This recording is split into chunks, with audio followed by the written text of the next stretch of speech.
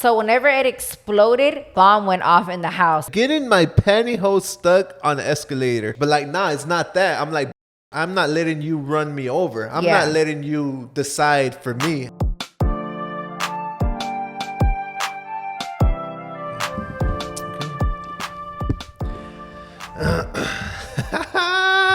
I think if we had headphones, we'll be like more immersed into the sound. I've been told you to get headphones. Yeah. I like the headphones. They look like a vibe. And I don't have to fix my hair half the time, so.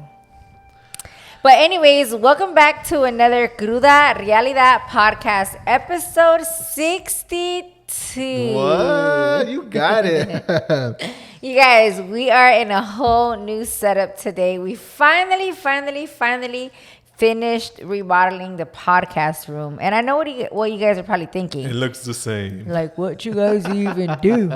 So, long story short, we used to have a temp wall behind us. Yeah. Because the actual wall was a bloque. You can see the bloque. Mm-hmm. So for the longest, we felt a little cramped having the temp wall right behind us and being in that little space. So I'm like, yo, we need to fix this.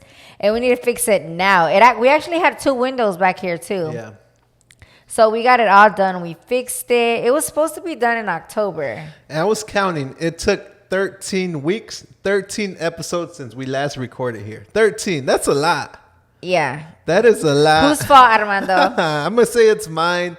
I'm the type that leaves things to like La Desidia and she's like, let's do it. But finally, you guys. It's so annoying. We got this completed and that's all that matters. We finally got it done, which is the most important thing. See or no, Lily Bay? Yeah. We got it done. It feels great in here. We got AC in here. Before we had like a mini split system going on, which is not the vibes. Yeah, no. Now we got central AC in here. So whatever temperature is in here is inside. Enough about the podcast room. We're just super happy to be here. Yeah. I'm excited because I could literally just come here and record versus for 13 episodes, we were in the living room, had to break down, and it sucked. It took a lot of time. Yeah, and you guys are probably wondering, like, what's up with the Christmas vibes? It's not Christmas yet. 1 month at a time, Lily Bay and Mando. We are barely going into Thanksgiving. Pues, ¿saben qué? No supe cómo decorar for Thanksgiving. I was like, I like buy little fake turkeys? Like, what do I do, you know? And then I realized, every time I've gone to Home Goods these last few times, there's nothing but Christmas stuff up already. Mm-hmm. So, YOLO, it's Christmas already. Fuck it. Christmas season just started. 47 days until Christmas, so let's do it. No pasa nada. We are jumping the gun, but we don't care. Your boy, Emperor Mando, loves Christmas. And it is what it is. It is what it is. Yeah. Episode 69. What the hell? Episode 62, babe. I did start something on my end where I was going to be like, you know what? There is interesting facts about the numbers, and I'm going to continue it because I think I want to bring some knowledge to you guys. Like random, yeah. Random knowledge, like, oh, I listened to that on the TCR podcast, and you could tell your friend about this, which is pretty cool. Yeah, which I personally like learning little random facts. Yeah, so. Anécdotas, they call it in Spanish. I don't know what to call it in English. But episode 62, the number 62, Marilyn Monroe died in 1962, right? She passed away. The reason I bring her up is that it's something I didn't know. And when I told you about it, you said you knew already, but I don't know. I had heard, yeah. I don't know why you knew about it and you didn't tell me about this. But I was a fan. You guys, Marilyn Monroe was Mexican. Did you know that? I did. I've heard that. Mm-hmm. I actually did a little research, but I didn't get to the down and dirty to it, like what part of Mexico she was at or where her parents were from. But her parents were from the Midwest. There was a drought, big drought, no rain. So they decided to move to Mexico, her grandparents. Her mother nació ahí en Mexico, and she grew up there for a little time until later on they went to Compton. So they moved to Cali. And then from there, I think I read... Wait, was Marilyn born in Mexico or That's a good Cali? question. I don't know. Damn, my research sucks. But what I'm trying to get at is that the American publicists, her managers, they try to hide that she was Mexican, right? I did hear that. Why? Because she wanted to be like the face of America. So you're Mexican, you're going to be the face of Mexico. So Yeah, that's what happened. So she didn't have like Mexican blood, right? Right. It was just her family moved out there for some time. Her mom was even born there and everything, but it doesn't mean it makes her Mexican, but kind of sort of. It's like I always tell people, like, if I'm straight up Mexican and I was born in China, would that make me Chinese? That's true. No, That's but true. yes, a little bit but of, no, you know? Yeah. Like us right now, we're American, but we're Mexican. Yeah, So exactly. 50-50. But still, it's super cool to think that her mom being born out there and her grandparents being out there, she had to have been born with some type of Mexican culture. traditions and cultures. Who knows if her mom had to know Spanish, going to school out there and all that. Her whole life, so I'm sure she had a lot of love for us Mexicans. Yeah, and there's a theory. We wouldn't know. There's a theory saying, well, it's true, right? That she passed away, and there was her favorite Mexican sweater right next to her, which was like something like not panchos. What are they called? The super tejido ones, the ones we used to sell, the muerta hoodies. What are those called? I don't know. Well, those. Yeah, the super Mexican one. So she passed away with one on her side. So she passed away super Mexican, you guys. So shout outs to Marilyn Monroe. I didn't know that. Yeah. And there's a picture of her actually wearing it. I'm going to post it right here so you guys can check it out. I'm not done yet, though. I used to be a huge fan of, I still am, but remember I had the big old posters. What happened to that poster? Yeah. When I met her, she was like, I don't want to say obsessed, but she was like a big fan.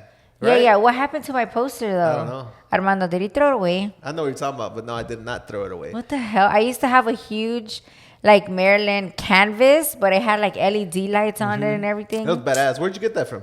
The fair? One of my homies gave it to me, actually. Okay. So, moving on from Marilyn Monroe, I still want to stick on 62. Walmart opened up for the first time in 1962, right? Which, at that time, rent was $71.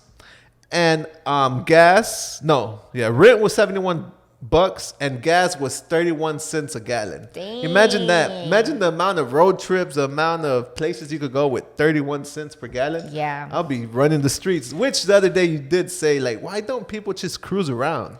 Yeah. You know? I said it on live the other day, and they were like gas prices. But I told Mando, I remember cruising around with like friends and being everywhere but home. And I'm like, I remember those times, and I'm like, damn, why don't we do that anymore? Like, We don't got time. I really, really enjoyed those times and think back about them every once in a blue, right? And then I told Mando, I know why. It's because now we have a house, so we come straight home. Yeah. And before, it was our parents' house, so we were trying to run the streets and be everywhere but home. So I told Mando, you know what? Uno de estos días me tienes que llevar a cruising por ahí. Pretend we don't have a home and just a ver qué encontramos por ahí. Which is a funny story that I got for you guys. It was actually a two-piece story, right? So in Belgrade, where I grew up at, people would go to the Winn-Dixie, which is like the Walmart or the Publix or whatever, the one store of the town, with their speakers up and just jam out and just, pass through the very entrance of the Winn-Dixie. Winn-Dixie, so people could see them and then pass again, and they'll go run the whole city again. This was at night. This was like at 7, 8 Dice p.m. Camila, what's Winn-Dixie? Which that's a whole nother story. But yeah, that was one thing that I remember back in the day, just cruising the streets. I thought that was badass. But yeah, another story. I'm gonna be quick on this one. I'm like, babe, let's go to Winn-Dixie. And Lily Bay is not a big fan of Winn-Dixie. I'm really not. You saw that watermelon? It was $10. Yeah. There's some crazy prices at Winn-Dixie, but I grew up going to Winn-Dixie, so every time that I see a Winn-Dixie, I'm down to stop by. So I'm like, babe, let's go to Winn-Dixie. So nos bajamos. I tell her that I like Winn-Dixie. I grew up at Winn-Dixie. Oh, so you really do like Winn-Dixie? Yeah, I mean, I grew up. Okay. It's like you. Do you like Publix? Huh? I like Winn-Dixie. I like Publix too, but I like Wait, which one do you prefer? What's Publix? Oh, okay. Well, for the people that don't know what is Publix, because whenever we posted this, people were like, what's Publix? Publix is like the most popular grocery store in Florida. Okay, continue. So I'm like, babe, let's go to Winn-Dixie, right? Y ahí vamos, yo bien chingón y todo el pedo, ¿verdad? And we get off, and Camila, which is our niece, she's what, like 10? Yeah. 11? She's like, what is Winn-Dixie? I'm like, oh my God, like really?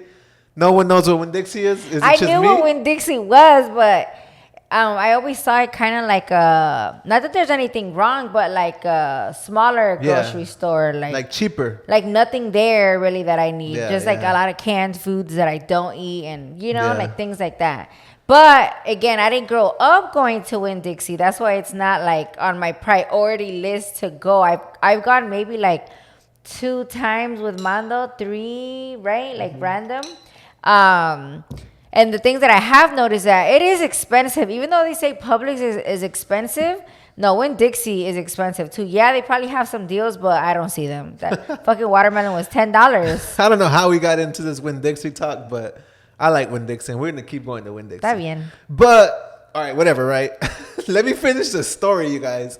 So we get to Winn-Dixie, and bam, you know, we get a call. We got to leave Winn-Dixie right away, right? I don't know what is it. I don't know what is it, you guys, but something is going against us to eat healthy, right? To cook. And eat healthy, because we got there, we had our groceries. Well, we had like 5-6 things, not too much. We had to just get started, right? We got there with the game plan to, you totally didn't even say this. We got there with the game plan to finally buy groceries, because we haven't had time for the past, I don't know how many months, to finally buy groceries so we can finally start cooking at home. And then, sorry, Mando just skips through everything. We got a phone call.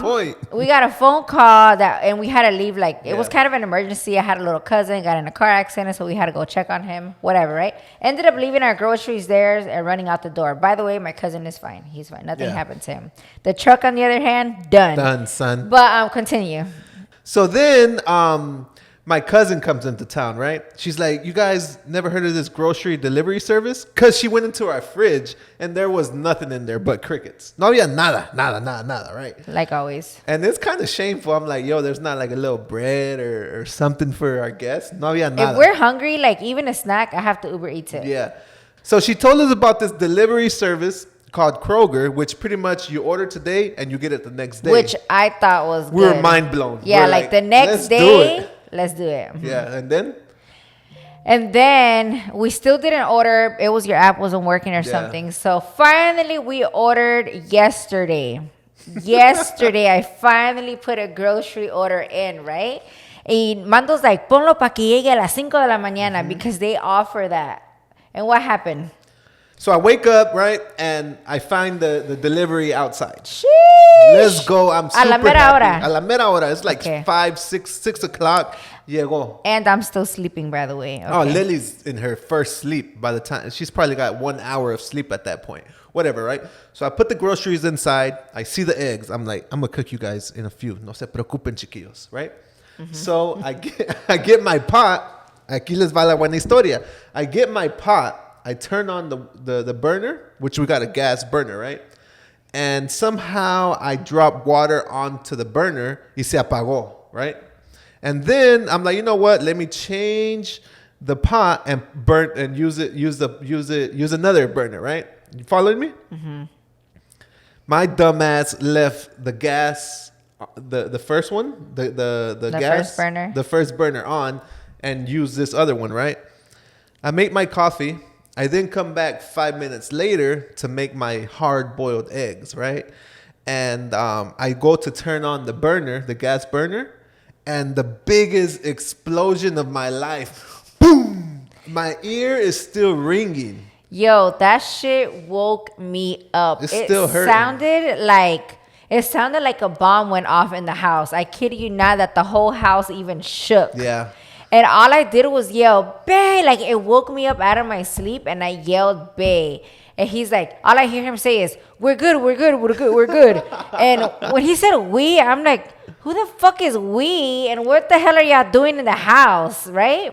Continue. So my ear is still ringing at that point, and I'm trying to like gather my thoughts, gather my emotions, but I'm trying to make sure that Lily knows I'm safe. Like, at that point, you know I was good, right? Yeah, as soon as I heard you, I'm like, okay, he's alive. But like, you guys, like, it's the biggest explosion I've heard in a while, maybe ever. I think things went up, like the pot that I was boiling my water in, it went up, in slow motion. Well, so basically the stove that we have is one of those stoves that it doesn't have like the oven in the bottom. It's just the flat top, and it goes like on top of the countertop. Yeah, countertop. Basically, right? Yeah. A countertop stove, I guess you call it. So whenever it exploded, the whole thing, and you know how está sellado on the edges? Bitch, the whole thing with Mando's pot on top flew up. The water went everywhere that I was about to make my eggs. Mm-hmm. I was a little scared. I'm not going to lie, but I didn't show it. Did I show it? Did I show like some kind of... No. Well, I didn't come down right away. But then I was like, because you said we, and I was like, in calzones. So I was like, I literally thought you were down here with Chilango fucking shit up. So I was like, okay, let me go see finally, like maybe 5 minutes. Yeah, I told you. I like, come see what happened. Nothing happened. But I mean, I don't have a stove no more. Yeah, which we're gonna go get checked out today, pero no pasa nada. But I can just imagine like that waking you up. That's probably traumatizing. Yeah. But I'm just thankful that it wasn't like, I think what happened is that the burner got wet and then it released. I don't know. It released. Yeah, you don't know what happened. I don't know. But there was a lot of pressure in the pipes. Yeah. Moral of the story, he's assuming. Moral of the story is what? Moral of the story is that Jesus does not want me to cook. Doesn't want Lily Bay to cook because we got deliveries. We got all the food to get it done. Now we don't have a stove. We're going to stay home in the morning because we have a new routine. Sheesh. And I'm going to meal prep. I'm going to be on live, whatever. I told him, now I'm going to be scared of that damn stove. Every time I need to turn it, I'm going to be like, yo, come turn this thing on because I'm not going to do it. So unless we get a new one. But yeah, you guys, Mando casi se mata hoy. Thankfully, nothing happened. You know what else I thought about after you told me that? What? Because I didn't know if it was like a huge flame that came up. He said there wasn't no flame. It was just like, it just kind of exploded up. It was just pressure. I don't know. But anyways, what I was saying is that the other day that we were fixing this podcast room and cleaning it out, you threw away the fire extinguisher because you said it didn't work. Right. So we don't have no pinche fire extinguisher. Which is funny because right after that happened, I thought we had 2 fire extinguishers, one under there and one in the garage. And the one in the garage didn't work. And I thought we had one in the house. Now we got to get one because you just don't know. But it's fucking crazy. Like, thank God it wasn't fire. If it was fire, we would have been done. Like, we would have been calling insurance right now or something worse would have been happening. But thank God it was just pressure. And we're going to get that checked out today. So thank God. Just thankful on that side, you know? Hi, babe. But yeah, thank God it happened to you and not to me because I would be traumatized. Oh, yeah. Traumatized. Talking about traumatized. You see that transition there? Sheesh. Let's go. I actually asked you guys on our Instagram, what traumatized you as a kid that still follows you today? Mm-hmm. That still just messes with you today? But I'm going to go first. And it just brings back, it's a whole circle. Today's a full circle. You have a trauma? Yeah. Do I know about it? Yeah, you know. I hate going to the grocery store. Oh, my God. Yeah. And you would ask why. Why? Because I remember as a kid, every Sunday, having to go to the grocery store. I'm like, yo, I want to stay home, play some soccer. I want to play video games. I don't want to go to the grocery store, right? But the grocery store would take forever. It would take like 2-3 hours. I don't know why. The cart would be super full. I guess my mom would just buy things for the month. I don't know why, but we'll be there forever. The worst part, and to this day, I think my worst part about going to the grocery store is waiting in line. I freaking hate waiting in line to pay. And back in the day, there's actually like credit card and debit cards. Checks. People taking out their coupon books. Right. That had just started, the whole credit card thing. So it took forever, you guys. You guys would know, like, to do a transaction, maybe like a good 10 minutes just waiting there for someone to do their transaction. I'm like, why don't people just pay in cash? So yeah, that's what traumatized me as a kid, like just going to the grocery store. And to this day, Lily knows I hate going to the grocery store. You know what's funny? I used to love going to the grocery stores. Why? Because growing up, my mom had a grocery store, so all of our food was from her store. Never So had you to go change to it the up. grocery store, but every once in a blue moon, if my dad wanted to cook something fancy that we didn't have at the store, he would send us, and I would be like, yay! Super excited to go. But yeah, Mando hates Yeah, I going hate to the it. grocery store. And right now Hate that it. we have one car and we're always together, it's like, yo, are we going or not? If he says no, I'm like, okay, you don't want to eat, then I don't care. Yeah. So luckily, So we the got majority this. of the time, hold on, you say no, right? Yeah. Nope. So we don't go. But he knows damn well that when we do go to the grocery store, how long do we take at most with paying in line and everything? About 20 minutes max. 20 minutes, we're in and out. And I get a whole cart full. There's no freaking lines at Trader Joe's. You're like quick in and out. I think the hardest part is finding parking sometimes. At Trader Joe's, it sucks. Instead of being instant, it takes you maybe a minute to find parking. Yeah. But yeah. So I don't understand why you still hate it. I don't know. Are you still traumatized I from guess it or what? that's just a switch I got to do, you know? Like, Yeah. that's what traumatized me. And to this day, I just hate going. How about you? Anyways. What traumatized you and still follows you today? I know. What? Frijoles. Frijoles? You hate frijoles. That's not a trauma. I know why, though. Your mom would be like, hay frijoles en la casa. No. Stupid. Because we go to Chipotle, you guys. She orders everything, obviously except cheese and whatever, right? But Sour cream. no frijoles. I'm like, no frijoles. That's like the most important part of Chipotle. ¿Sí o no? I don't like No? beans. Mm-mm. I like frijoles como like, what is it called? Charros? Frijoles charros? Charcos, yeah. And yeah. puercos. Frijoles That's puercos. like when they come in a cup, right? Yeah, like cuando le echan like a whole bunch of things. But I don't like beans by themselves. I mean, I'll eat them, but it's not like, oh my God, se me antojan unos frijoles. No. I don't know why. I just never... So is there anything that you were traumatized when you were little and follows you today?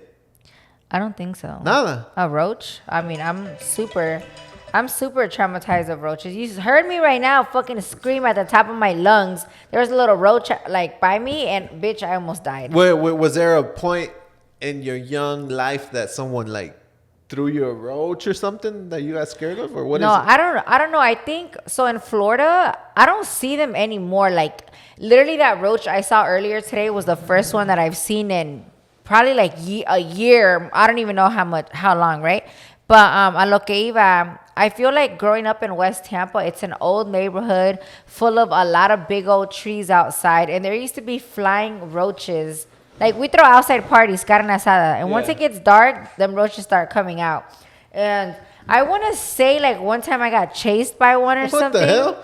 I don't know, but I hate them, guys. Yeah. If there's a roach in the house, Mando knows I'm not going to sleep in the house at all. So you guys know what to prank I'm Lily super Bae. traumatized with roaches. Super. All right, all One right. time he was like, "Would you like touch a roach for $1 million?" Fuck no. Fuck no. I would never. I don't even kill them. I don't touch them. Nothing. I don't want to see them killed. Just tell me you did it and that's it. Right? Yeah. Yeah. No. Yeah. I'm like, I'll take care of it, and I just put the box outside like right now, and we'll figure it out. Yeah, I was later. in one of the storage boxes from outside, but no. So we asked you guys on Instagram what traumatized you, and wait, how did I put it? Let me do it. What traumatized you as a kid that still affects you today, right? So I'm gonna read some, and some we're gonna go deep into it, and some we're just gonna share with you guys. So I want to get your opinion and maybe help them out on how to superar that, you know? All right, babe. We have our first, and I'm going to leave this anonymous. Is that how you say it? Yeah. I'll be messing words up. What's the other word I'll be messing up? Curious. Curious. He got me saying it weird now. All right. First one is drunk dad. I can't stand my husband drinking because of that. So her dad was drunk, a drunk dad, drinking all the time. And now I guess she don't want her husband to drink. How does she move on from that? I have no idea. Honestly, like if you met him that way, Yeah. then you already know what you were getting yourself into. If he wants to change, he would. But if he is not a bad drunk like your dad was, then I don't see the problem with it. I understand why you're traumatized, but if he's not a bad drunk and he's proven to you, like, look, I drink and I'm still a good person, right? Because not everybody that drinks gets aggressive, then that's something that I would say you have to work on. Like, you go to therapy, you fix, because if he doesn't have a problem with it, then, you know, or if you met him that way, then. Yeah, like she said, if he doesn't act different or act crazy while drunk, it should be fine. Yeah. Now, if it's something where he wasn't a drinker when you met him, he knows your trauma and then started drinking, then maybe both of you guys could go to therapy or something to try to figure out how to fix that problem. Yeah, because quien sabe how long you guys been together, but if you guys are just getting started, the longevity of that marriage is not going to be long, because he's going to go back to his old habits. Yeah. And then it's just going to mess things up. So, yeah. It's not a trauma, but an ability to express my feelings and saying simple, I love you. I think that comes with a lot of a lot of Mexican families. Yeah. They don't know how to show their emotions. Machismo type A lot deal. of machismo. The dads, the grandparents. Let's say it's just like it's what is it called? Something that you have to break. Oh, you just have to break the cycle. There you go. And including like myself, I didn't grow up like Mando's parents are super lovey, right? Super like, hola mi niño, ¿cómo estás? Even his dad, like, okay, te quiero mucho, cuídate. And my parents growing up, my mom was a little bit more, but she was always working, so it's not like I felt it as much. And then my dad is a super typical Mexican, doesn't show his emotions, never seen him cry type of Mexican.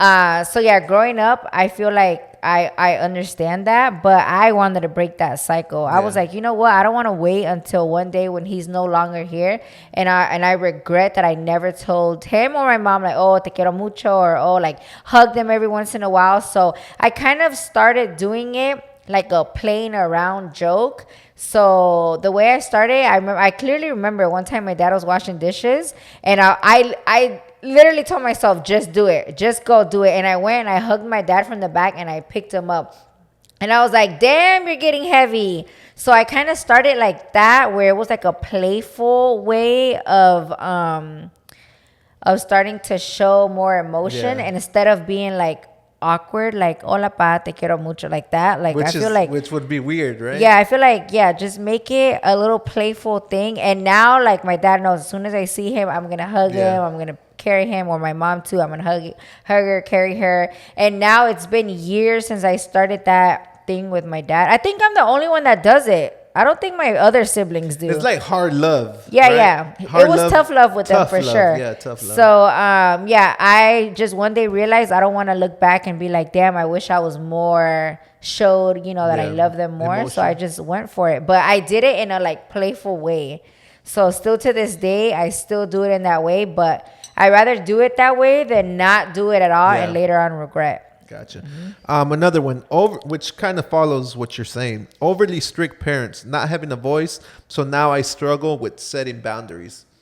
So pretty much you try to show your emotions or try to set something down, and your parents just blow you off. So now in your marriage or any relationship with friends or husband, you can't set no boundaries, I feel like the first step is admitting that you have a problem, and you've acknowledged, okay, I have a problem where I don't know how to set my boundaries. So you've already admitted the first step.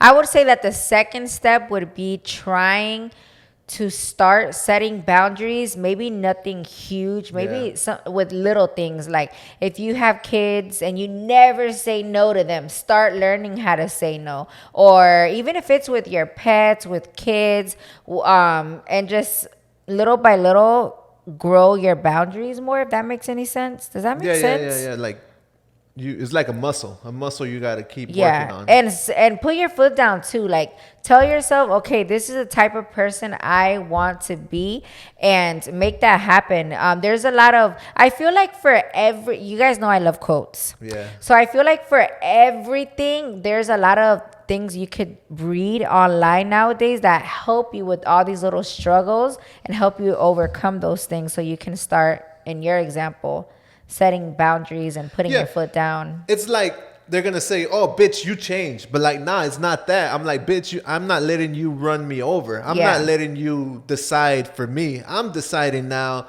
and that's who I want to be now. I'm tired of you telling me what to do. I'm tired of you deciding where we're gonna go. I was like, no, I want to go here, and that's where we're going. So that's kind of what I would say for her. You know, I would say for sure, like baby steps. Just start little bits at a time. And I feel like you'll, like, again, the first step was admitting that you know you have that problem where you don't know how to set your boundaries. And after that, I'm sure you could develop the confianza, like Mando just said, to start putting down some boundaries.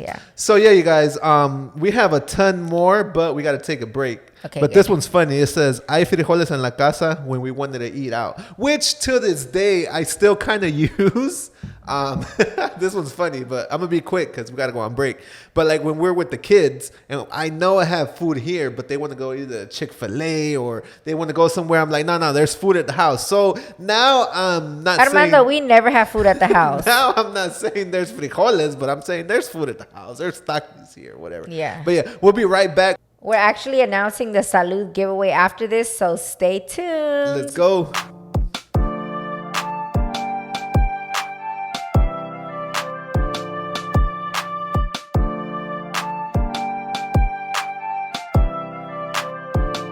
All right, you guys, we are back. Part 2 of the TCR Podcast, episode 62. What's up, babe? How's your break? Good. You didn't move a muscle. I did not. I was sitting here waiting on Mando. I literally went to the bathroom, but yeah. Actually, I was on TikTok this morning, and I saw something super interesting. I always like knowing where things come from, right? For example, the word chamba. The word chamba, I saw this on TikTok, so don't come at me for copying. The word chamba comes from back in the day when Mexicans were in LA. I don't know exactly where. And they would go to the Chamber of Commerce to go find work. So it'd be like, I'm gonna go to the Chamber of Commerce, right? Chamba. They just chopped it up, and now it's called chamba. They go to, and that's where the word chamba comes from. So what about chambeando? That's same. That's an addition to it. So chambeando, Chamber of Commerce. You know what's crazy? All these freaking Spanglish words get on my nerves. Because I remember growing up, going to Mexico all the time, and my cousins looking at me like they didn't know what the fuck I was saying. And now that I'm grown and know the difference between Spanglish words and actual Spanish, I'm like, no wonder they had no idea what we were saying. A lot of words that I thought were legit Spanish words were not freaking Spanish words. Tell us what happened to you in your Spanish class back in the day. I said, ooh. So I grew up with both Spanish and English at the house, right? Well, no, the majority English at the house. Spanish, I would talk like to my grandma, but to my mom, my dad, my tios, my tias, always English, right? So growing up, the majority of my language that I would speak was English. I would say like 70% English, 30% Spanish, right? So when I got to high school, I was like, okay, I want, you have to pick what is it? You have to pick I was about to say religion. You have to pick a language. You have to pick a language. So I ended up picking Spanish so I could learn it correctly and try to write it and all of that good stuff, right? Tell me why, as I'm sitting in class listening to my teacher at the time, I was literally looking at her like she was an idiot because she was telling me like, oh, how do you say parking? And we would be like, parquear. And she'll be like, nope, it's this. Estacionar. And she'll say, how do you say bus? And we would say... autobús. El bus or la guagua. We call it guagua too. And they'll be like, nope, it's autobús. Or how do you say truck? Like... all the words that I thought I knew were all wrong. So I came to a conclusion and I was like... Your little Lily Bay self. I was high school Lily Bay. I was like, it's because this lady's teaching us Puerto Rican Spanish. I was like, she don't know nothing. I need to learn Mexican Spanish. That's how ignorant I was with the Spanish language itself. I did not know that I was wrong the whole time. And then... Fast forward, I'm after college, I started working. Well, during college, I was working at an engineering company, and my boss was Mexican from Michoacan, right? And he was like, Celia, come here, because he would call me Celia with his little bitch ass, right? And I would go. He's actually my mom's best friend. So I'd be like, what?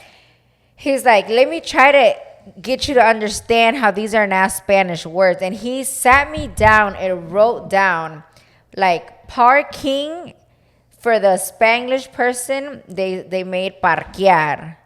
The bus is not el bus. El yonke is not junkyard. These are the correct words. Troca, truck. It's just the people that know English and Spanish kind of mixed it into their own word to try to make it sound Spanish, and then it's stuck, and that's what a lot of people call it now. And I literally looked back to my whole high school life, and I was like, damn, I'm a fucking idiot, bro. You're fighting her. You're wrong. I would never fight her. It was just entre me. I would be like, oh my God, this bitch is dumb. Like, she needs to show me real Spanish, not Puerto Rican. She was Puerto Rican. And I'm like, not Puerto Rican Spanish, because we grew up with a lot of Puerto Ricans and Cubans in my neighborhood. And they do have their own version of Spanglish too. So a lot of words that they say are not necessarily a real word. That's why whenever she came in to try to teach me, I was like, she's just teaching me her version of Spanish, but this is not right. I was a fucking idiot, bro. But now I know. I'm fucking dead. Anyways. Yeah, back to what traumatized you as a kid that still affects you today. Someone said escalators. Which you have a story about escalators too, but this one said, getting my pantyhose stuck on an escalator. To this day, I avoid them. How? What the hell? Well, for you, it's even worse. How'd you get your fingers stuck in there? I don't want to know what there? Happened to me. How'd you get your fingers stuck in there, bro? All right, you guys. When I was maybe 5 or 6, my mom, we would go to this mall called Tampa Bay Mall, which is no longer there. Anyways, so I remember we were on an escalator, and it has like the little rails that move with you. So I remember as I was behind my mom, and as soon as we came to the end of the escalator, my mom kept walking forward, but I had my hand on the handle, not the handle, but on the where you rest your hand part. And since I was a little kid, I'm like, wee, let me see where this goes. Wee. And my hand got stuck upside down in there, in the escalator, in the bottom part. Now they have a little cover for it. I don't know if that's because of Lily Bay. But now they have covers for it. But back in the day, there was no cover. Like, if you were an idiot like me, you would, or a little kid, you could easily get your hand stuck in there. So I was screaming. My mom was too, hey, somebody help. The security came, and they had a red button at the bottom of the escalator where they pushed it and it stopped moving. So yeah, once it stopped moving, they took my hand off, and my whole hand was peeled. It was all peeled off, and still to this day, I have scars on my finger. She's not shooting a bird at you guys, by the way. I have scars on my fingers, kind of deformed. But yeah, but I didn't get traumatized. I'm not scared. No, that's not traumatized. She's traumatized, but you have a story about it. I mean, yeah, that was my story. That's crazy. I'm going to read this one. This one's long, but bear with me. All the ass whoopings my dad would give me, and after he'd yell at me, he'll whoop my ass again, but then he'll want me to cry. It was bad for me to this day. It's hard for me to cry now. It's bad because I don't even show it. Like we said earlier, she can't show her emotions, right? Which was traumatized because of her dad. I hear a lot of people talk about the trauma that came with getting ass whoopings growing up. And it's hard for me to relate because even though I did get my ass whooped because I was bad. I was a badass fucking little kid, right? It didn't traumatize me. I feel like it is not something where I grew up with daddy issues or, like she said, traumatized. So I genuinely feel like everybody just takes it different. Yeah. Because my sister, for example, she's a little more traumatized with the ass whoopings compared to me. So, and we were both, I'm using that as an example, both raised by the same people, the same situations, the same ass whoopings, And I personally... The same conditions, yeah. Yeah, same conditions and everything. I personally look back And I myself agree, like, okay, I was a badass child to where talking to me would not get nowhere. So I do agree, some kids, you're able to talk to them and they're able to understand and behave. But I've seen kids, and I'm sure a lot of you guys have too, that talking does not work for them. Talking does not work. So I am team mételes un little. Come on, babe, we're gonna get canceled. Nothing like, I wouldn't say anything crazy, but like spank their little butt or something. I'm not against that at all. Not tampoco abuse the child or anything, but yeah, I don't know what to tell somebody in that situation, because I don't know. Like, I don't know why. I mean, I don't know. I honestly, yeah, because like she said, she grew up getting her ass beat, and I think you're a pretty good person, you know. Yeah. But that doesn't mean that ass whooping is the right way, but that worked for you, you know. Yeah. So, or like you grew up not getting your ass beat, but your brothers did. Right. Yeah. And like your brother is like a top manager.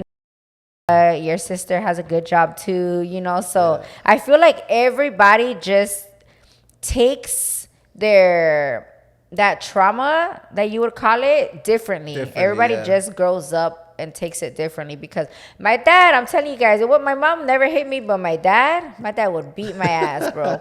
I used to get tattoos behind their back, piercings, like I was doing the most. Well, I was talking to my homie and about this whole traumatized thing. He's like, I grew up with super, super duper strict parents. Yeah, mine right? were too. And they wouldn't let me do this. They didn't let me do that. Until I turned 18, I had my own money, and I just did the craziest shit. So, like, I mean, it's just tough, because, like, you try to be strict to your kids, and then once you give them the liberty, they do the craziest shit. So it's just tough. I mean, that's just hard. Being a parent is hard. We're not parents, but we see everyone else around us. I'm like, I don't know how you guys do it. Yeah, there's no written rule book for parents of what is the right way. I feel like there's no such thing.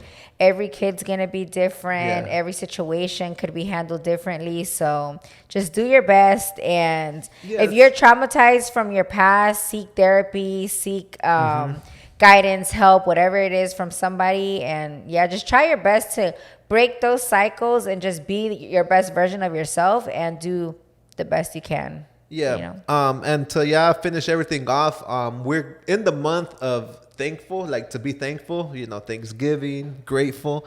And I was just thinking to myself this morning, I was talking to a couple of friends, and they were kind of telling me their problem. Like, one, his baby has to get surgery as a newborn. And then with the car crash, I mean, just different scenarios, the car crash of your cousin. I'm like, I'm over here worrying about like the most smallest things, but there's real world problems out there. Like, people are really going through stuff, and it's tough out there. So I'm like, at that point, I step back. I'm like, let me just be grateful. Be grateful this month. More than what I actually am any other month, just because it's Thanksgiving. But I just want to be more grateful, you know, like just thank God, look back, sit back and be like, damn, look at all this I built. Look at all this, you know, things that we've done with family, with friends, just grateful, you know. I agree. So that's just what I want to leave it off today. It kind of brings up something that I saw on TikTok this morning, and it really hit me. Because you just don't know what people are going through. And when you see someone, the best thing you could do is smile, right? Because you don't know what they're going through. So this guy posted a picture of him, a video on TikTok with him crying. You know, it looks like this, right?